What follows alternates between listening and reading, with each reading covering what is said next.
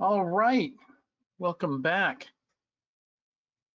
For this next talk, we've got Alyssa Miller, and that is the coolest, most awesome stylized, like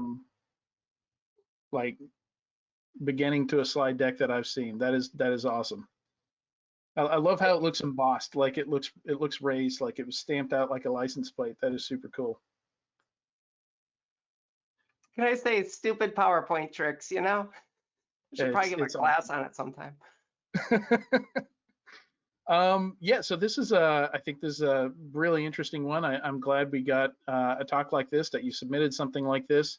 You know, I think we've seen a lot of fraudulent stuff in the years, but very few that like viscerally, physically give you chills when you see them in action.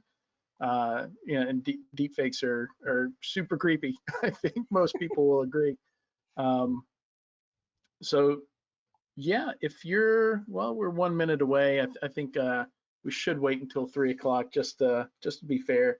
Sure. Yeah, we've been bang on starting right on time throughout this, so I don't want to start one early and upset somebody that might miss something.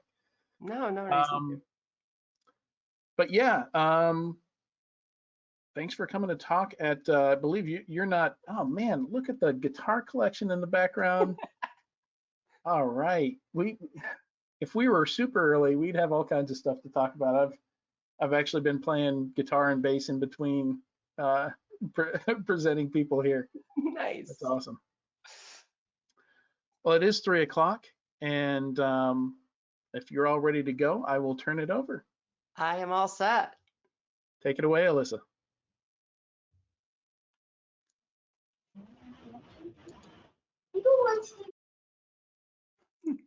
All right, well, welcome everybody. My name is Alyssa Miller, and you have joined me and the rest of the folks here for Losing Our Reality, Deepfakes Changing the Face of Attacks.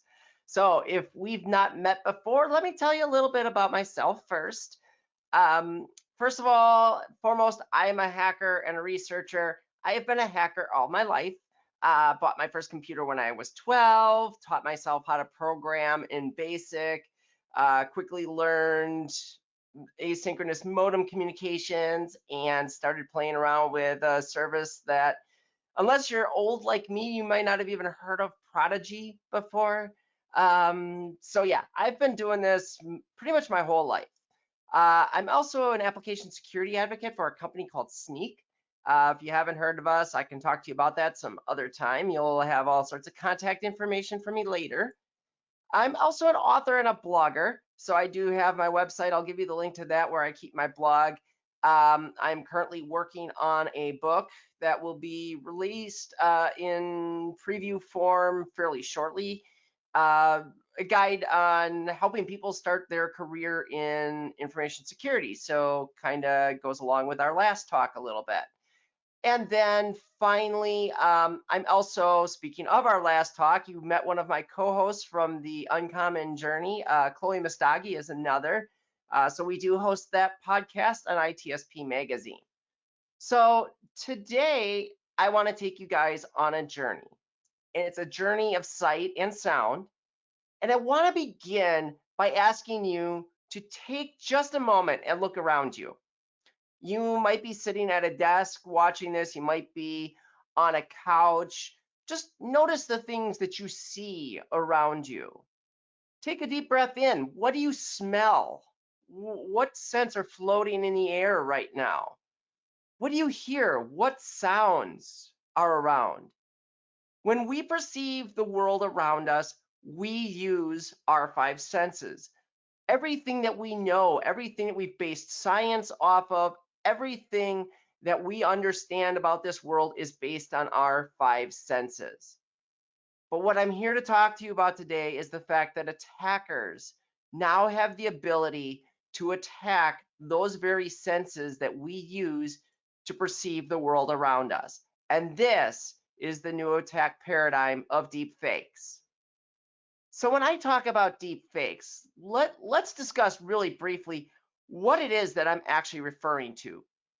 When I talk about deepfakes, I'm talking about any form of artificial media that's created using deep learning neural networks.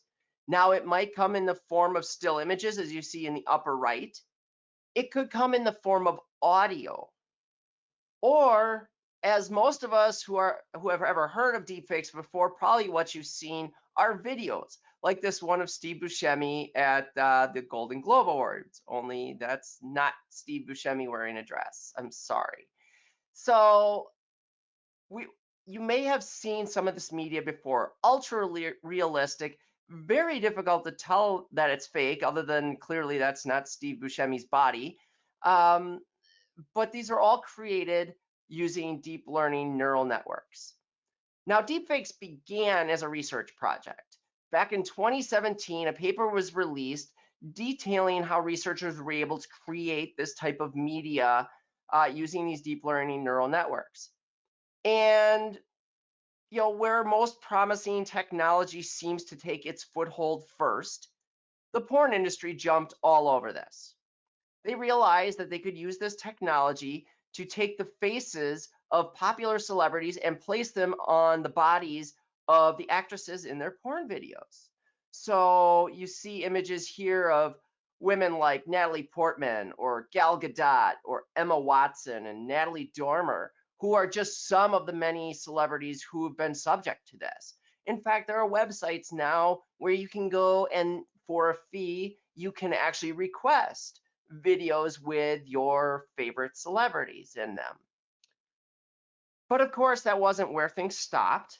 And it wasn't too long after that point that people started to realize we could leverage this in politics. And we could start to manipulate the political discourse in countries around the globe by making phony videos. Sure, some of them are satires, some are meant to be a little more damaging. You see a few of them here. Another example you may be aware of from 2018 was a video that surfaced of Barack Obama giving an address from his office and saying some less than complimentary things about then President-elect Trump. The only problem was it wasn't Barack Obama saying those things. It was actually comedian Jordan Peele who had created this video and had deep faked Barack Obama. And so these are some of the things that have been talked about in the media, have been talked about indeed amongst politicians about the threat of deepfake. But deepfakes go further, and the threats that they present are far more wide-ranging. One of the areas that we don't hear as much about is where deepfakes can be leveraged for social engineering. A terrific example of this comes to us from the UK, where the CEO of a large energy corporation was duped into transferring 200 million euros to attackers. Now, how did they do it? Well, they created deepfake audio of the president of the parent company instructing the CEO to make this wire transfer, and the CEO fell for it. In fact, they came back a second time and tried to do it again. Thankfully, the CEO learned his lesson, and the second time they came around, at least he picked up on it pretty quick and realized, okay, this is not the president that I'm talking to, and this is abnormal behavior for him to be requesting. But the fact of the matter is the attackers were successful, and they made off with over 200 million euros. We talked about pornography. Well, there's also this idea of revenge porn. And if you're not familiar with this term, typically where this term is leveraged is when we talk about people who have shared nude photos, selfies, whatever, with a partner, or they've allowed their partner to take such photos or video of themselves. And then after the relationship ends, for whatever reason, that partner decides to get revenge on them and releases those video images to the web.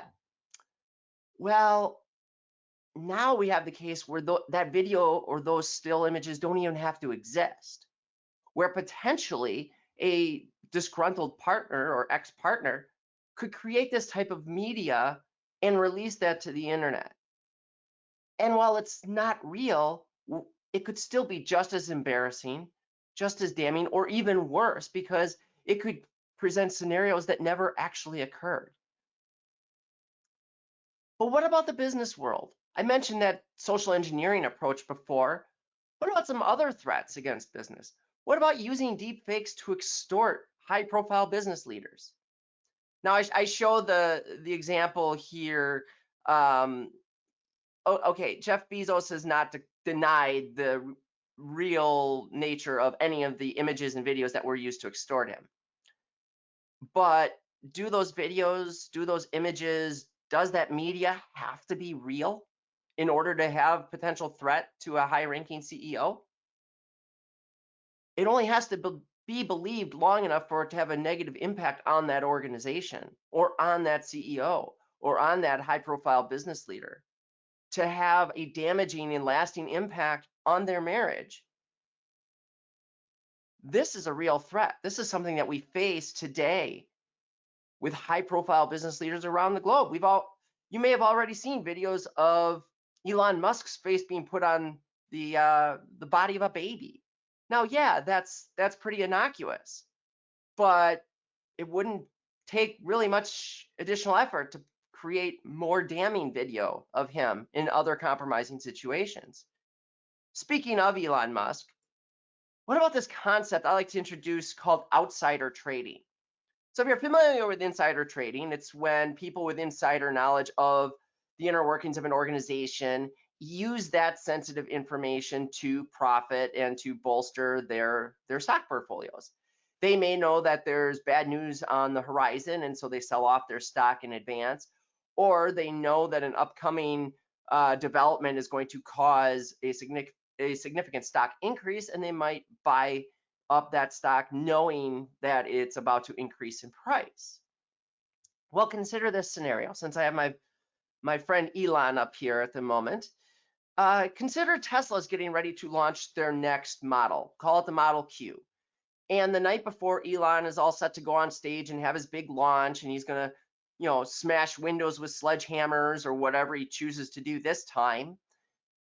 Video surfaces of him in a meeting with stockholders sharing information about problems that exist with the line, or something that's going to cause a delay in the launch or cause problems or delays or backlogs in delivery of these vehicles.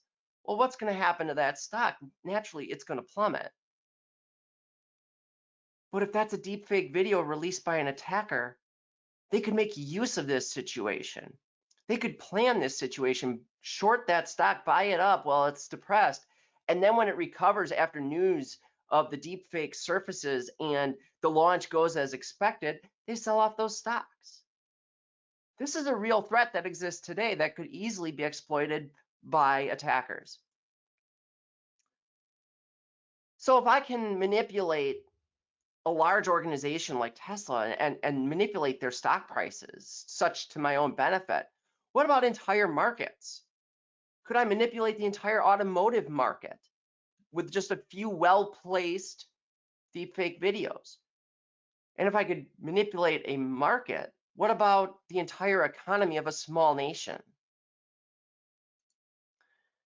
So as I said before, everything we know about the world around us comes from what we're able to perceive with our five senses. But how do we define reality when we can't trust those five senses? This is the paradigm of attack that deepfakes have opened for attackers. Now, how do we create these deepfakes? How are attackers creating such convincing video? Well, I told you it all begins with neural networks, deep learning neural networks that we call GANs. GANs stands for Generative Adversarial Network. And if you break that down, the name actually describes exactly what they do. They're generative. They're going to create something. They're adversarial in the sense that there are actually two neural networks that operate within a GAN. There's what we call the generator, which is responsible for creating content. And then there's the discriminator, which is responsible for assessing that content as to how real it appears. Now, we train both sides of this GAN with a training set. And this training set typically is a set of still images, a large number oftentimes, but not always. And we're seeing increasingly fewer number of still images needed in order to properly train these GANs. We then feed the generator the target media. So the target media is the video we create that has an actor that we want to replace in that video with our subject. And the generator is going to take that video, and frame by frame, it's going to attempt to replace that actor's face with that of our subject. The discriminator then takes a look at those images and says, yeah, either these are a very good representation, or no, I can detect that that's fake. When the discriminator detects that they're fake, it sends it back to the generator and it updates the generator. And we're going to see more how that works in just a moment.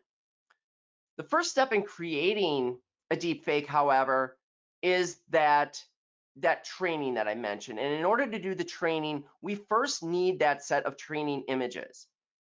And to get those training images, I have to normalize them through a process we call extraction. And the extraction is literally taking each image, and they could be still images like this pulled from a video. They could be still images found on the web. And using facial detection algorithms, it detects and maps out the face. So you see 68 points of facial recognition being mapped out here. Those landmarks are studied by the GAN. And you also see the green box, which is the alignment. That is this particular algorithm aligning the face, determining what direction the face is facing, if you will, how it's oriented to the screen. But it's not enough just to identify it. We then have to normalize it in terms of size and resolution.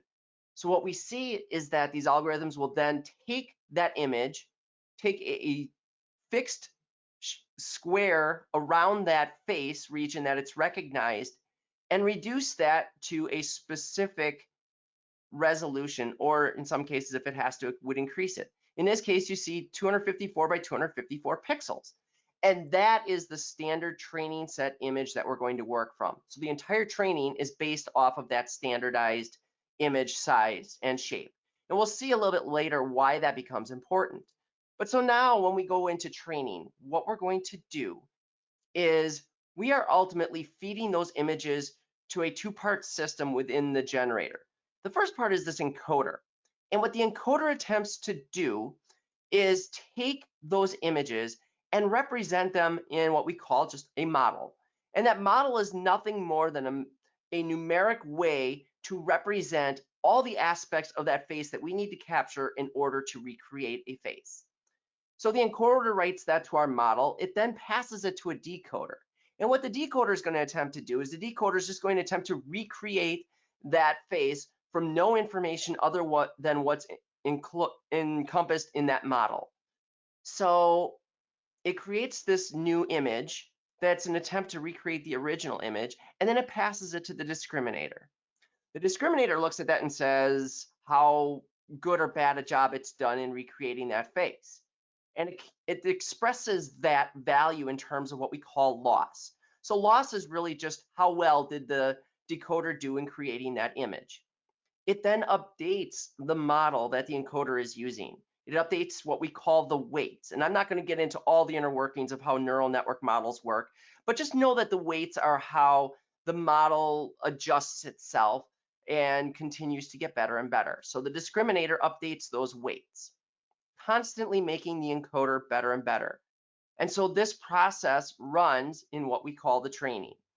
And so in the training, now this is a process that can take 24, 48, even up to a 24, 48 hours, even up to a week. And what we're doing in that process is we're actually training two sets of images. The first is our target, the face that we want to replace in the video.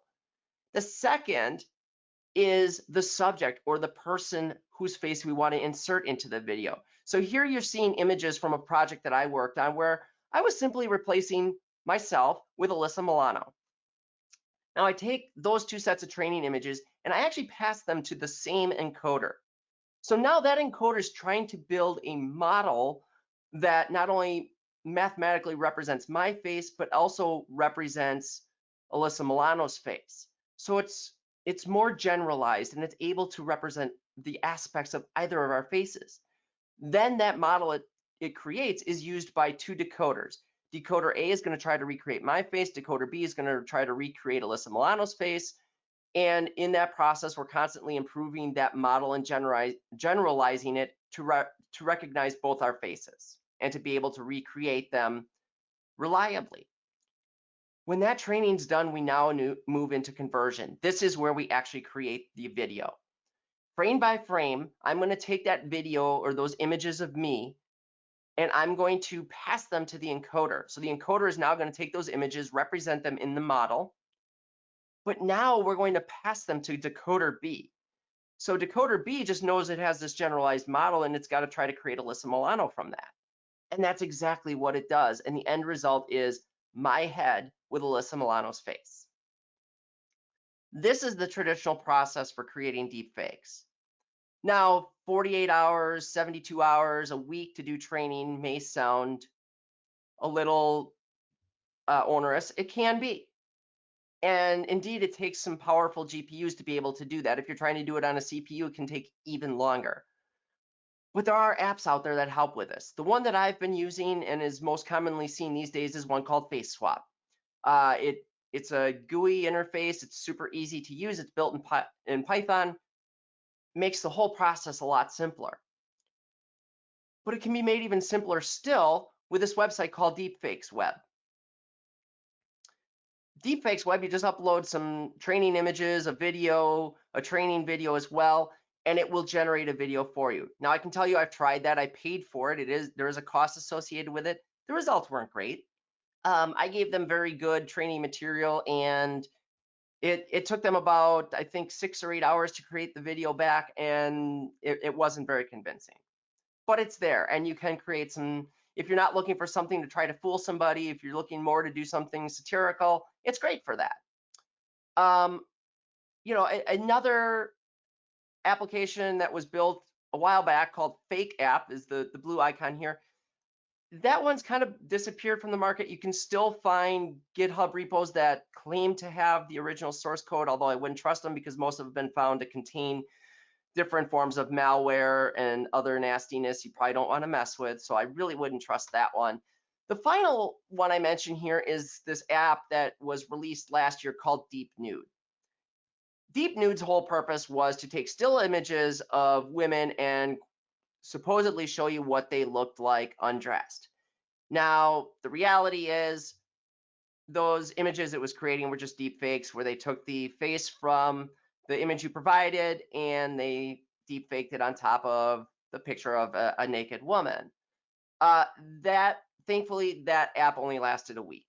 As you can imagine, there was a lot of backlash to something like that, and the author pulled it from availability very quickly. Some people, again, claim to still have the original APKs for it. I would be really careful if you go pursuing those because, again, they're typically filled with malware and other nasty things you probably don't want to put on your phone. But deepfake technology is getting better. Some of you may have seen a recent article where people are talking about how somebody created basically real-time deepfake of Elon Musk within their Zoom session. And indeed, there is a Zoom plugin now that can create almost real-time deepfake images. So you can replace your face in your Zoom meeting with pretty much anybody you want. How is it doing this? Well, it's using a different approach. So instead of mapping out all these landmarks and doing all this training and trying to create a model specific to a particular face, it's taken that idea of a generalized model up another level. And it's really tried to create this very generalized model that you can see third from the left here of just how to detect a face in general and create a deep fake from it. Now, the results right now, not terribly convincing. There's a lot of visual artifacts that you can tell it was deep faked, lots of distortions and things, but it is bringing us one step closer to the point where we can create real-time deep fakes. So how do we even tell what's real and fake anymore? Well, researchers have been doing a lot of work on how do we detect deep fakes. And I'm going to share with you just some of the methodologies that they've been using. The first that was looked at quite a bit were just very obvious visual artifacts that were part of a deep fake. So remember I mentioned that whole idea of using these normalized images that are sized to a specific size and shape. Early on, GANs weren't really good with applying those images when the face shapes didn't match. And as you can see here, that red arrow on the right-hand side points to some of that visual distortion that occurs near the eyes when Nicolas Cage's face is put on top of Elon Musk's head. So this is a case where just simply the GAN and some of the image processing behind the scenes that were used just made some errors, and they resulted in visual distortions. And these artifacts were easily detected by GANs. Even, of course, your eyes could detect this sort of thing. But it didn't take long. GANs have gotten better and better. Their use of different imaging techniques in order to place faces and to mask them off and to blur transitions so that things fit better have gotten considerably better over time, and in a very short amount of time, I might add. So researchers moved on. In 2018, in June of 2018, researchers at University at Albany, State University of New York, released a research paper discussing how they had done studies where they found that blinking was not appropriately replicated in deepfake videos. And so by analyzing the rate at which people blink, the number of blinks per minute, they could accurately identify deepfakes. And there were a lot of reasons for this, in part because training sets typically didn't include pictures of people with their eyes closed. But within 2 months of the release of that paper, we started seeing deepfakes coming out where eye blinking was being addressed more realistically within the videos. Research continued to look at it. They're now studying the rate of blink, so both the velocity of how fast the eyelids move and the direction in which the eyelids move, things like that to still detect. But of course, every time our detection techniques get better, so do the GANs that produce these images. Another issue that comes up, and this again is related to those standardized imaging, is this idea of warping. And again, those same researchers at SUNY released another paper, this time in May of 2019, where they started looking at the problem of warping as it pertains to physical facial characteristics, as well as the issues of resolution. So remember I talked about having images that are 256 pixels square. So in a 1080p image like this, it works well if the subject is far away. So we see Sharon Stone here with again Steve Buscemi's face. I don't know why he's so popular to be inserted into these videos, but he is. And from far away, it looks quite realistic.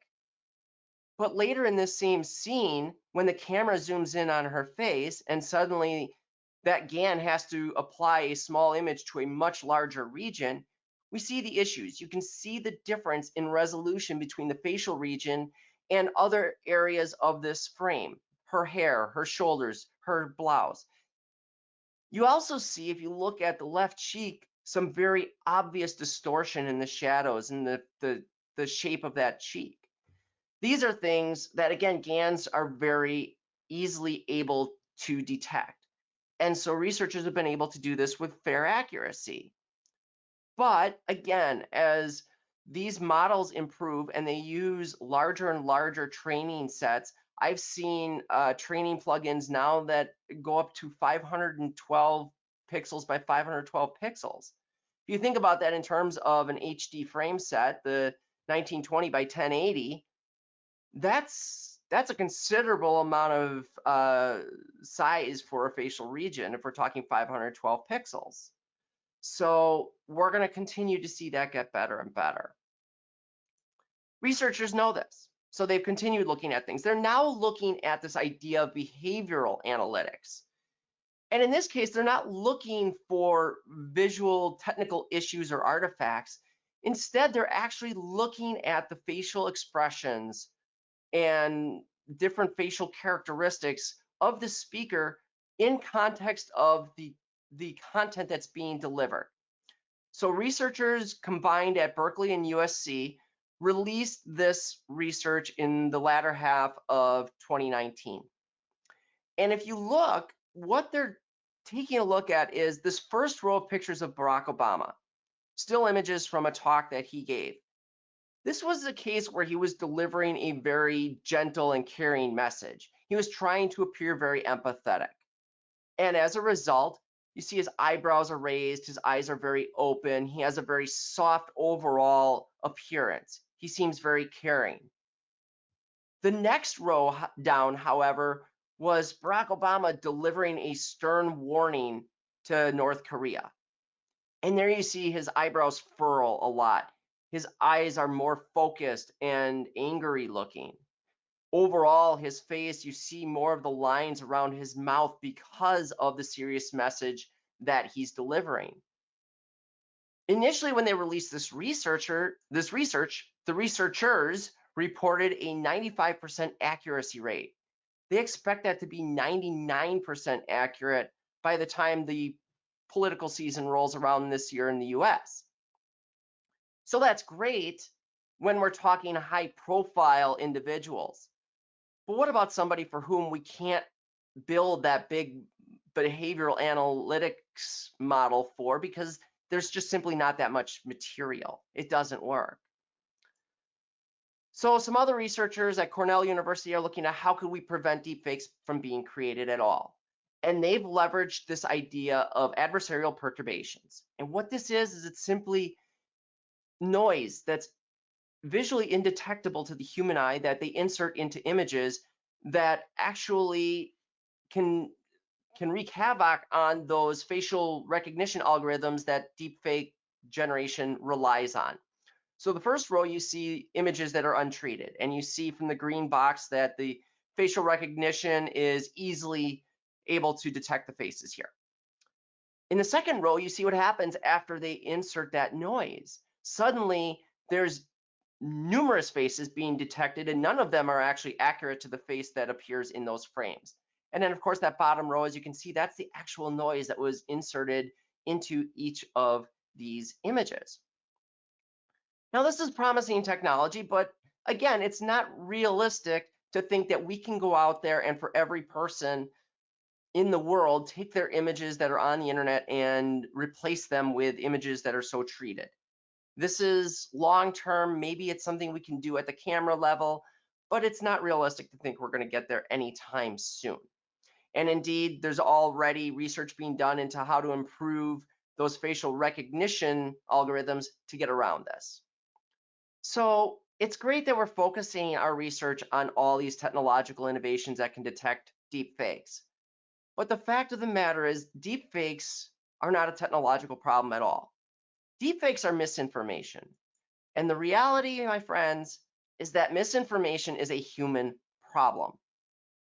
Misinformation is a human problem we've been dealing with for decades, for centuries even. And human problems require human solutions. How do we go about addressing misinformation? That's the key to combating deepfakes. The problems with misinformation, if you followed misinformation in terms of politics or in terms of Cold War era attempts at propaganda, the biggest issue with misinformation is that it tends to be very sticky. And what do I mean by sticky? Well, misinformation is designed to play off of our existing thoughts, beliefs, and perceptions. It uses our current prejudices, our current perception of the world to tell a story that we're already happy to believe. We almost want to believe it. And for that reason, when we perceive that misinformation, our minds do this incredible thing. They build this logic map, and they insert that misinformation into that logic map because it just matches up to the things we already know. And so it just fills a point in this logic map of how we get from evidence A to conclusion B. And so it's embedded. It fills those gaps. It gives us that evidence to support conclusions that we already wanted to make. As a result, it is exceptionally difficult to remove that information once it's there in somebody's mind. And this is the struggle of propaganda. This is the struggle of misinformation. This is the struggle when we try to undo the effects of brainwashing, which when we talk about misinformation, yeah, that's not an exaggeration. It does go to that level. So what do we do to debunk this misinformation? For starters, we need to put the awareness out there that this misinformation exists. At a macro level, it's just awareness that deepfakes are a thing. And we see the media doing that today. I'm giving this talk today. April Wright is another person who gives a talk about a lot of the threats around deepfakes. It's getting attention from researchers. We see researchers doing all this work to produce different detection capabilities. We see social media outlets like Facebook working with Microsoft and Amazon to create million-dollar challenges for researchers to produce detection techniques. So we're starting to understand that this is the capability, and that's what we need. And more specifically, when deep fake videos surface, we need to get that information out there as well. The second key is repetition.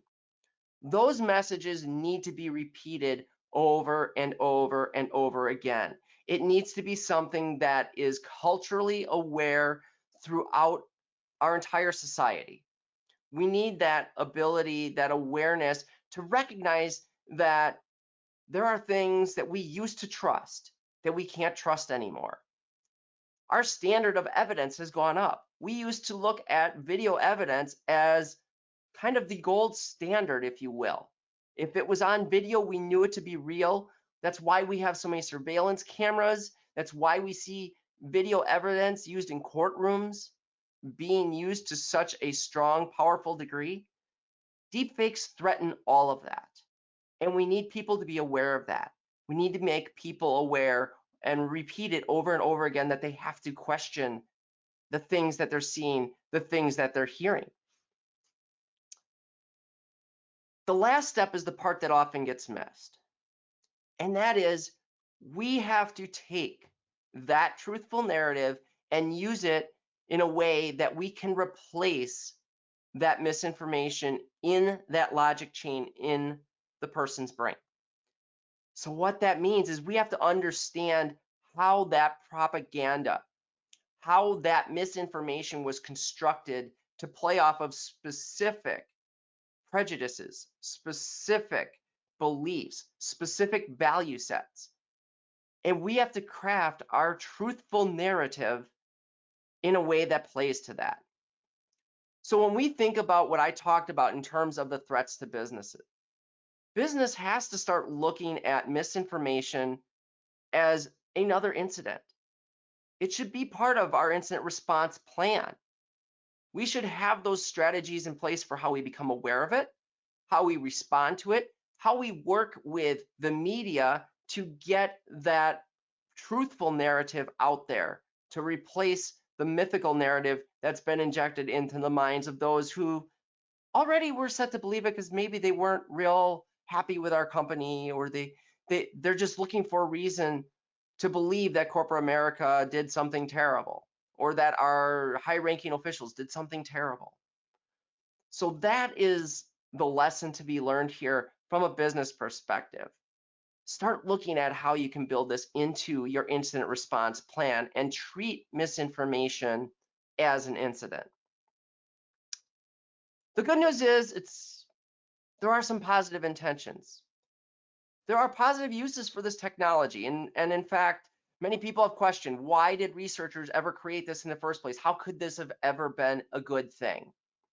Well, in addition to rather, the theoretical, let's try that again, the theoretical improvements in deep learning overall, some of that idealistic academic sense, there are real world applications where we've already seen the use of this technology. Do I have any Star Wars fans out there? I'm betting I do. Did you see Rogue One? Remember Grand Moff Tarkin making a return appearance even though the actor's dead? Remember a young Princess Leia showing up? Yeah, that was deepfake technology that made that possible. Now, there are ethical concerns here, of course. The good news from a Hollywood perspective is Hollywood actually seems to be taking those ethical concerns into consideration.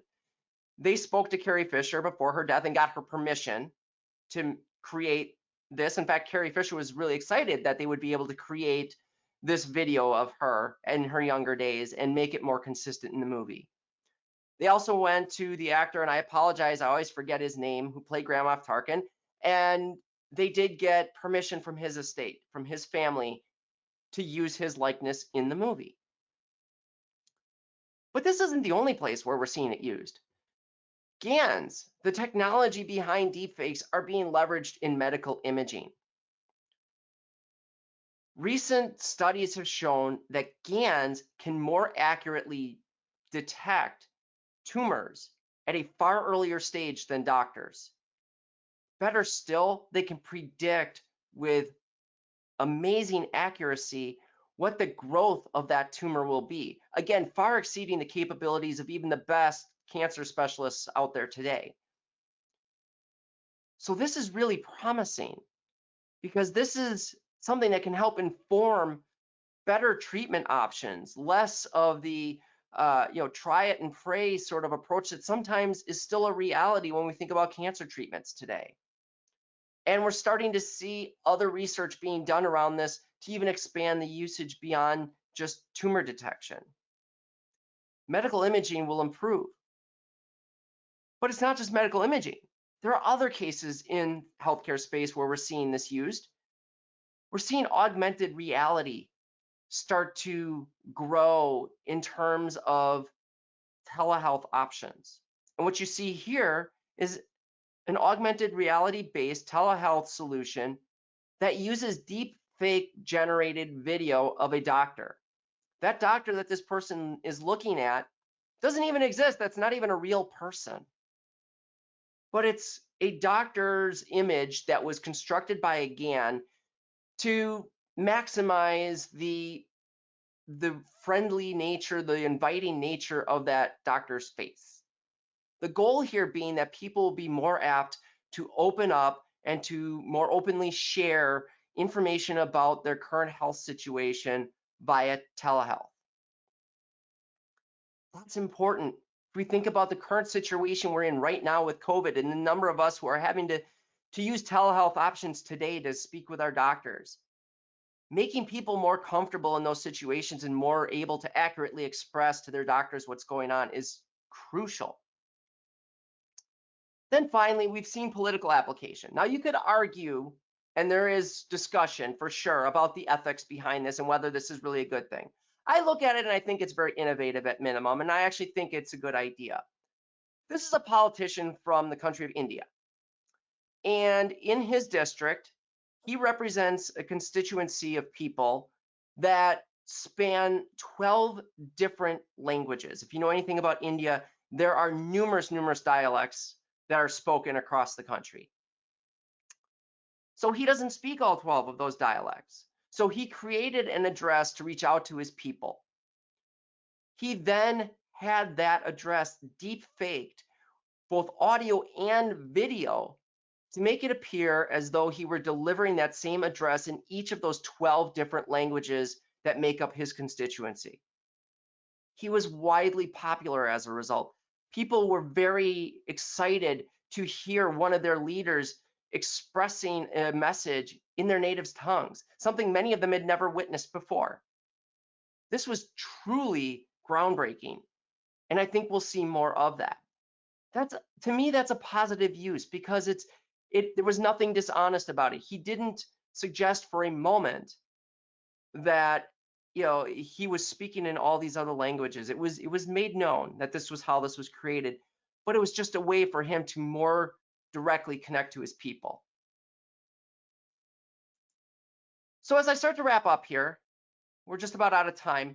I want to leave you with this quote. This quote is from Yuri Bezmenov. He's a former KGB agent, and this was him discussing the mass brainwashing techniques of the former Soviet Union back in 1984. They called it their ideological subversion program. And this goes to the heart of the problem with misinformation. When we can no longer trust the information around us and we don't trust our own senses, we start to make decisions that no longer are in our own best interests. That is the breakdown of so many systems that our society is built on.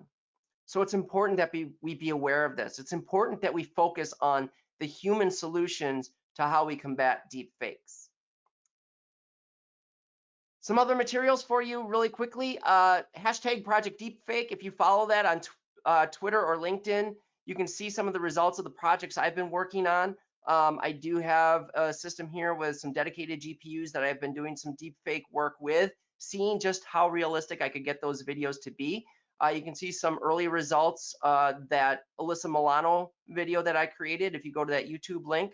I also have a link to these slides. They're available both in Sched for this conference, but also if you'd rather, you can use that link to go get them from GitHub. They're available to you. I'm happy to share those if those are at all helpful to you. Additionally, some references for you, all the different studies that I've cited in this talk today. If those are useful to you, by all means, please go ahead and check those out as well. A lot of great reading. Some of it gets pretty deep into some machine learning concepts, so I will warn you, it can get kind of dry. Just be aware of that as well. And then finally, open invitation to continue the conversation. I love, the reason I get out and I speak at conferences like this, the reason I work as an advocate is because I love sharing ideas and hearing other people's ideas. I love to have my ideas challenged, to challenge yours. If there's knowledge that I have that I can help you with things that you're working on, please feel free to reach out. My Twitter handle is up there. My DMs are always open. My LinkedIn, if you'd rather address me there, that's fine too, and a link to my website as promised. And then finally, on behalf of my employer, myself, and BSides Knoxville, just a great big thank you all. I really appreciate your time and attention today. With that, if there are any questions, I think we're happy to take those at this time. Yeah, no, like almost down to the second timing there. That's perfect. And I think we do have some questions. I had one just off the top of my head. I think one of my biggest concerns, especially talking about, using this technology for manipulation, the media game is all about exclusives and scooping and getting it out there as quickly as possible. Like how could we ever pump the brakes on that kind of thing, or educate them to the point to where they can not be fooled by this? I mean, already with the amount of media that exists out there that intends to be fake in the first place, posing as real media, now we got to worry about the real media getting duped. What are your thoughts there? So yeah, so it's twofold, right? You've got first of all, there's the media who wants to do a good job, and their problems, they're the ones that are being addressed right now in part by different research. Like I mentioned, the challenge that Facebook, Microsoft, and Amazon are doing. Part of their goal there is to release that not only just for social media, but to the greater media community as a whole, so that they can authenticate videos and things before running with a news story. I think the media has also already kind of gotten the message that they're going to need to do even more than that, though, and really authenticate the source of videos, authenticate the story through other means as well before they just go and run with it. Now, the media that doesn't care if it's real or not, and we can all think of a few examples, I'm sure. The best example of that is the Nancy Pelosi video. All right, that wasn't even deep fake. That was just manipulated to slow it down. But even after news came out that that was fake, we saw multiple right-wing news sources releasing that video, claiming it to be true. Countless millions of people in their audience resharing that content, claiming it to be true and believing that it was true. So that becomes the harder issue, and that's where some of the greater aspects of trying to fight misinformation in general, where social media is now tagging and sometimes removing that media and so forth, that's going to have to continue to accelerate. The other challenge we have, though, honestly, is that there's some gray area here that social media is struggling with. Where is that line between free speech and acceptable use of these different videos to create satire versus what violates copyrights and privacy laws? There's definitely legislation needed here. Unfortunately, lawmakers right now are only focused on election security. They're not thinking beyond that, and so there's a lot of work to be done there as well. Yeah, definitely. It's yeah, and just to let you know, and the Discord is having a great time with this, but I'm gonna have Steve Buscemi nightmares tonight.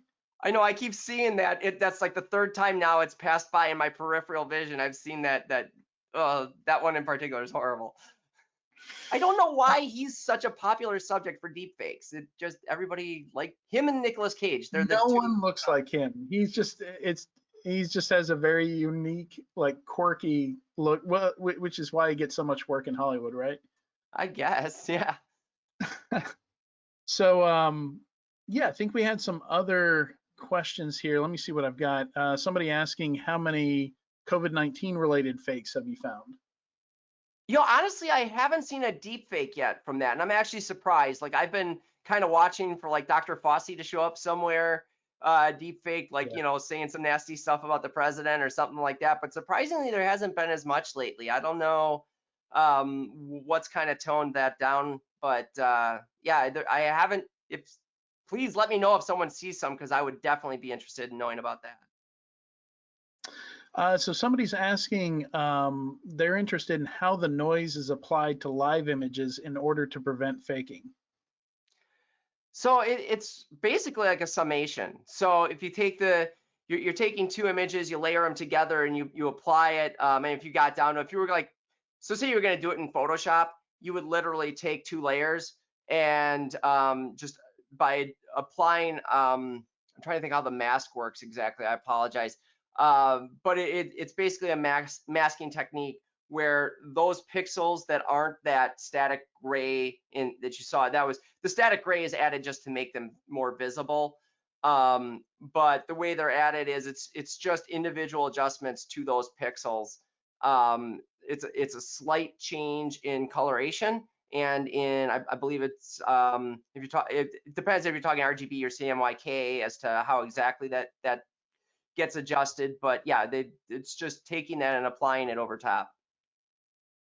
So I think the follow-up question to this, and I think I know the answer. The answer is probably going to be yes. Is whether or not like major social media, services can apply that as you upload.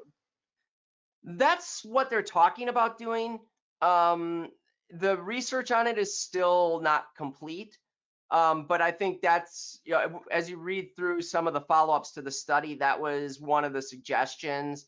And I know, Facebook at least had released some commentary about the possibility of doing exactly that. That's the hope. The issue comes into you would also have to do it with video, and that's where it becomes a little more difficult because a lot of the training right now, like when I did mine in face swap, I used video and I had it extract still images from video for the training set. And so, in that case, you'd have to have every frame at 30 frames a second or 60 frames a second, apply that to it, and that could get pretty time consuming. Yeah, it sounds a lot like we're getting started in a game of leapfrog, and like techniques to prevent it. Like very similar to what we've seen with malware and other stuff, where like it takes us 6 months to come up with a defense and a day for them to figure out a way around it. Yeah. Well, and the worst thing here is when you think about how GANs work, where you have kind of the detector, if you will, that discriminator network, it's already making the attackers better because it's doing that instantly as part of that training. So a lot of the techniques, as you build those into, we build these detection techniques. Well, people take those and they build them into the discriminators. And now that just updates the generators model to account for those additional elements.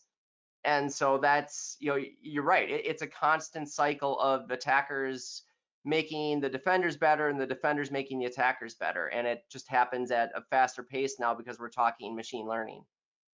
Yeah. All right. Looking for other questions here. I don't think we have any more. I think that's it. Definitely a great conversation in the in track 1 on that. And if you want to check that out later, it's there's a lot. Well, maybe I don't know if there's a way to turn off the images as you browse that channel. Right. Skip the doubled up Steve Buscemi eyes and mouth one. Yeah. Yeah. The double vision is all freaky. All right, that was awesome. I appreciate it. Thanks for bringing such an awesome talk and excellent delivery. And we've got plenty of time before the next speaker here. All right, I appreciate it. Thanks again, everybody, so much. Thank you.